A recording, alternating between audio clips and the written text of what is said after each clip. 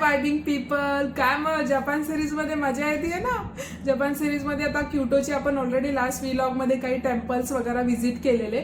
या व्लॉग मध्ये आपण मोस्ट इंस्टाग्राम फेमस स्पॉट्स जे आहे, एकदम फोटोजेनिक प्लेसेस आहे आणि मेनली जपान ज्या गोष्टीसाठी फेमस आहे चेरी ब्लॉसम, ते काही आपण ग्लिम्स पाहणार आहोत. तर खूप इंटरेस्टिंग होणार आहे. So let's vibe together. So आज सकाळी 6 वाजता ब्रेकफास्ट वगैरे न करता आम्ही निघालो आहोत आराशियामा बांबू फॉरेस्ट पाहायला.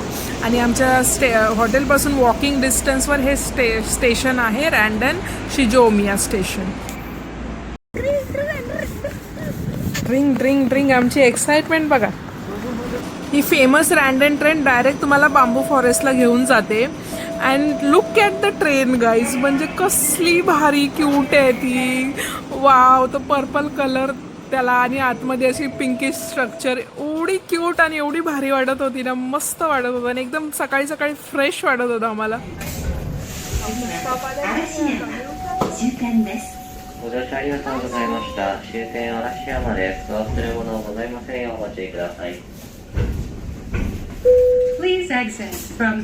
जाता जाता रस्त्यामध्ये हा क्यूट डॉगी राशीला भेटला. राशीने जपानमध्ये एकही डॉग सोडला नाही हात लावायला.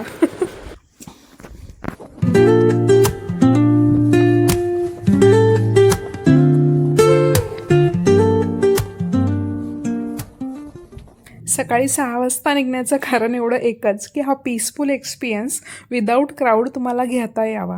कारण की 8 नंतर इथे चालायलाही जागा राहत नाही, एवढी गर्दी होते. Because it is most Instagram famous Arashiyama bamboo forest. Japanese कल्चरमध्ये ना बांबूला खूप महत्त्व आहे. कारण इथे बांबू म्हणजे स्ट्रेंथ, फ्लेक्झिबिलिटी आणि पॉझिटिव्हिटीचं प्रतीक मानलं जातं. क्योटोमध्ये अजूनही बांबू फॉरेस्ट आहे, पण हे जास्त फेमस आहे कारण ह्याचा हा वॉकिंग पाथ जो आहे ना, स्ट्रेच, तो 500 मीटर म्हणजे खूप मोठा आहे. त्यामुळे हे बांबू एवढे उंच आहेत की ते आकाश बेअरली दिसतं त्याच्यातून. आणि जेव्हा वारा येतो तेव्हा ते एकमेकांवर आदळून एक नॅचरल म्युझिकसुद्धा क्रिएट करतं.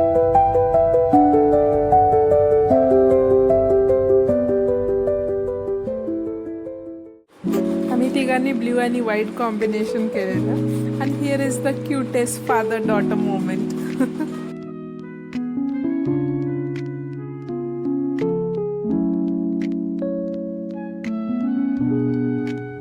आम्ही तिथून रिटर्न फिरत होतो आणि त्यानंतर क्राऊड यायला सुरुवात झाली होती. राशीने मस्त फोटो काढले. मजा आली तुला? खूप छान. बांबू फॉरेस्ट पाहिल्यानंतर आता आम्हाला लागलेली भूक आणि हॉटेलचा ब्रेकफास्ट टाईम पण झालेला. सो आम्ही गेलो, हॉटेलला ब्रेकफास्ट वगैरे केला आणि नेक्स्ट डेस्टिनेशनसाठी निघालो, ते म्हणजे चेरी ब्लॉसम पार्क.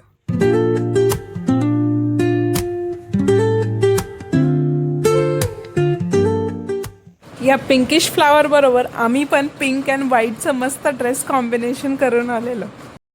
तुम्हाला माहिती आहे का, हा स्पॉट आमच्या आयटर्निटीमध्ये नव्हता आणि आम्हाला हा माहीतही नव्हता. आमच्या आयटर्निटीमध्ये जे चेरी ब्लॉसम पार्क होते ना, तिथे फ्लावर्स ब्लूम झालेले नव्हते. कारण आम्ही चेरी ब्लॉसम सीझनच्या थोडे 4-5 दिवस आधीच तिथे पोचलेलो. सो त्यामुळे ते फ्लावर्स ब्लूम झालेले नव्हते. बट हा स्पॉट एक दिवस आधीच जस्ट मी रील स्क्रोल करताना मला दिसला आणि I saw the location. I was like wow, हा आपल्याला जवळ आहे, क्योटोमध्ये आपण जाऊ शकतो.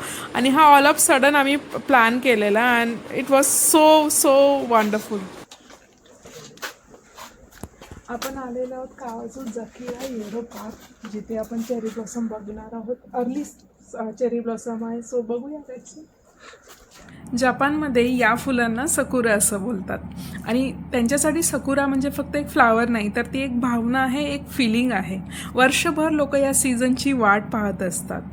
सकुराचं खास वैशिष्ट्य म्हणजे ही फुलं खूप सुंदर दिसतात पण फार कमी दिवस टिकतात. आणि म्हणून जापानी लोक ह्याला आपल्या आयुष्याशी जोडतात की सुंदर क्षण कायम राहत नाही, म्हणून प्रत्येक क्षण मनापासून जगावा, हा जणू मेसेज हे सकुरा फ्लावर देतात आपल्याला.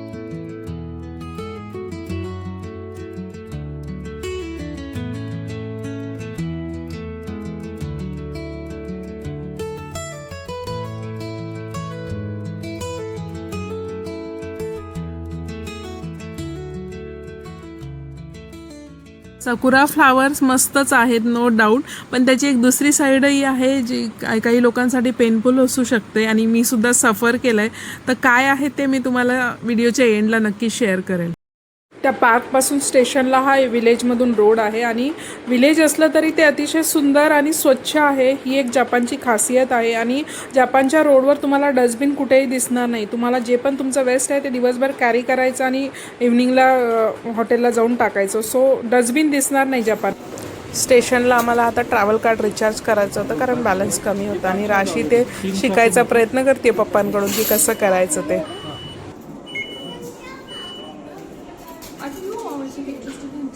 जपानमध्ये कंपल्सरी कॅश कॅरी करावा लागतो. सगळीकडे तुमचं क्रेडिट कार्ड किंवा फॉरेक्स कार्ड नाही चालत.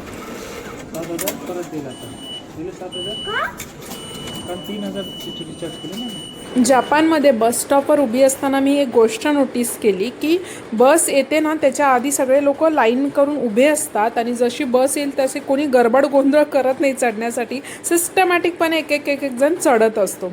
हा डिसिप्लिन खरंच आपण शिकायला पाहिजे जपानकडून. जपानमध्येही आपल्यासारखे असे सुपर मार्केट आहे रोड साईडला जिथे रोजच्या गरजेच्या वस्तू भेटून जातात. फक्त त्या प्रॉडक्टवर जे लिहिलेलं असतं ना ते जापनीज लँग्वेजमध्ये असतं आणि त्यासाठी ते ट्रान्सलेट करण्यासाठी तुम्हाला गुगल ट्रान्सलेटर वापरावा लागतो.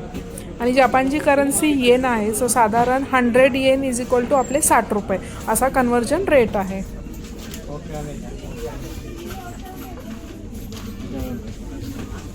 ही तेरामाची स्ट्रीट, त्याच्या बाजूला आहे शिनकोगोकू स्ट्रीट आणि अजून एक निशिकी मार्केट. ह्या 3 पॅरलल स्ट्रीट आहे क्योटोच्या. खूप फेमस स्ट्रीट आहे.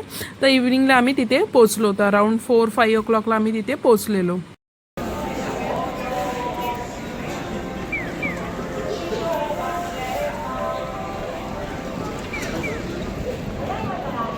या शिनकोगोकू स्ट्रीटला मेनली सोविनियर शॉप्स आहेत, जापनीज फॅशन स्टोर्स आहेत आणि डेझर्टचे पण डिफरंट ऑप्शन्स किंवा व्हरायटीचे शॉप्स आहेत. तर तिथे जाऊन मी सगळ्यात आधी ना तो चीज केक ट्राय केला. सुपर सॉफ्ट आणि फ्लफी होता एकदम. मस्त मजा आली खायला तो. त्या स्ट्रीटला जापनीज ऑथेंटिक रेस्टॉरंट्स पण होते आणि राशीला रामेन खायचं होतं तर आम्ही तिथे गेलो. शी एन्जॉयड रामेन अ लॉट आणि प्रमोदने एक वेगळी डिश ऑर्डर केलेली. माझी एक एगची डिश होती, ही अशी दिसत होती ती. आणि प्रमोदने असं काइंड ऑफ थाली होती, त्याच्यामध्ये भरपूर व्हरायटीज होते, ऑप्शन्स होते. तर हे पूर्ण आमचं असं लंच होतं.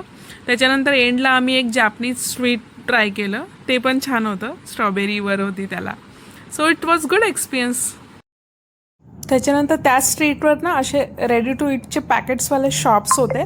त्याच्यामध्ये व्हेजिटेरियनसुद्धा ऑप्शन्स होते. म्हणजे तुम्हाला प्रॉपर रेस्टॉरंटमध्ये जाऊन नाही खायचं किंवा पार्सल घ्यायचं आहे तर तुम्ही हे पॅकेट्स घेऊन हॉटेलमध्ये जाऊन गरम करूनही खाऊ शकता. तर भरपूर ऑप्शन्स भेटून जातील तुम्हाला. शिंजुकू स्ट्रीटच्या आतूनच एक इंटरनल रोड आहे तेरामाची स्ट्रीटला जाण्यासाठी. Just by walking you can just change the street. आणि तिथेही आम्हाला असे शॉप्स भेटले.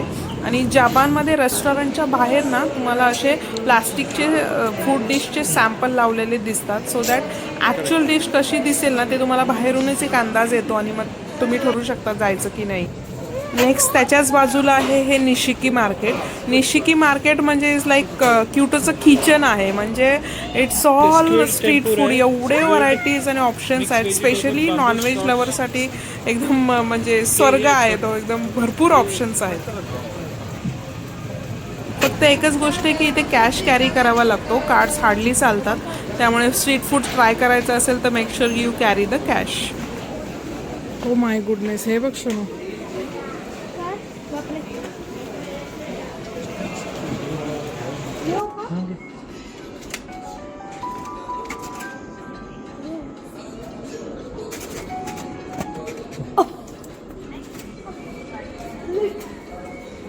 तुम्हाला माहिती आहे का, यानंतर नेक्स्ट डे माझ्या आईज खूप रेड झालेले, दोन्ही आईज खूप रेड झालेले आणि माझा घसाही खवखवत होता. तर आम्हाला समजलं नाही की हा काय प्रकार आहे आणि अचानकपणे असे आईज रेड का झाले. तर आम्ही एक क्लिनिकमध्ये गेलो मेडिसिन घेण्यासाठी, पण त्यांनी आम्हाला मेडिसिन नाही दिले कारण की विदाऊट प्रिस्क्रिप्शन्स तिथे तुम्हाला मेडिसिन नाही भेटत. डॉक्टर प्रिस्क्रिप्शन असल्याशिवाय काही अँटीबायोटिक्स वगैरे तुम्ही नाही घेऊ शकत. तर आय वॉज लाईक ठीक आहे. प्रमोदला बोललो मला एवढा पण काही त्रास नाही होते, आय कॅन मॅनेज. फक्त रेड आईज दिसत आहेत पण इचिंग वगैरे काही होत नव्हतं. तर I was like okay fine. त्याच्यानंतर नेक्स्ट डे आईज 20-30% बेटर झाले. ओके, आणि त्याच्या नेक्स्ट डे अजून 60% बेटर झाले आणि ते हळूहळू इम्प्रूव्ह होत होते. पण विदाऊट मेडिसिन 2-3 दिवसामध्ये मी फुल्ली कवर झाले. म्हणजे माझा घसाही ठीक झाला, माझे आईजही ठीक झाले. सो हे सगळं विदाऊट मेडिसिन झालं, पण आम्हाला समजलं नाही की हा काय प्रकार आहे, म्हणजे का असं झालं आणि कशामुळे हे झालं. नेक्स्ट डे आमची एक डे टूर होती. तर त्या डे टूरमध्ये जी गाईड होती तिने पूर्ण मास्क घातलेला आणि आईज पण पूर्ण क्लोज केलेले. आणि जेव्हा ती टूरबद्दल इन्फॉर्मेशन देत होती सगळ्यांना, तेव्हा तिने हेही सांगितलं की तिने पूर्ण का पॅक केलं आहे. तर तिने असं सांगितलं की सकुरा फ्लावर जे आहेत त्यांचे जे पॉलिन्स असतात ते हवेमध्ये पसरतात आणि ते तुमच्या नाकामध्ये तोंडामध्ये जाऊन ते तुम्हाला ॲलर्जीचे सिम्टम्स दाखवतात, जसं की रेड आईज, घसा खवखवणे, इचिंग वगैरे होणे, ह्या सिम्टम्स दाखवतात. आणि ती ॲक्च्युली आहे सकुरा फ्लावरची ॲलर्जी. आणि बाई, ते आम्हाला त्या दिवशी समजलं की मला ॲक्च्युली सकुराची ॲलर्जी झालेली, कारण की हे सगळे सिम्टम्स मलाही होते. आणि त्याच्यानंतर मग ते क्लिअर झालं हो थँकफुली सगळं. But pro tip is that, जपानमध्ये तुम्ही जात असाल चेरी ब्लॉसम सीझनमध्ये ना, तर एक काम नक्की करा. इंडियामधून तुमचे काही मेडिसिन्स किंवा मास्क आणि घशाचे डोळ्याचे काही ड्रॉप्स वगैरे असतील, घशाचे काही गोळ्या असतील, ते नक्की घेऊन जा. कारण की विदाऊट मेडिसिन तिथे थोडं सफर होतं आणि मी सफर केलं आणि तुम्ही नको करायला, म्हणून मी तुम्हाला ही प्रोटिप देते आहे. तर याचा नक्की वापर करा तुमच्या जपान ट्रिपसाठी. आजचा व्लॉग तुम्हाला कसा वाटला हे मला तुमच्या कमेंटमधून कळवा. तुमच्या कमेंट मला खूप एनकरेज करतात असे अजून इन्फॉर्मेटिव्ह व्हिडिओ बनवण्यासाठी. So keep showering your love to me.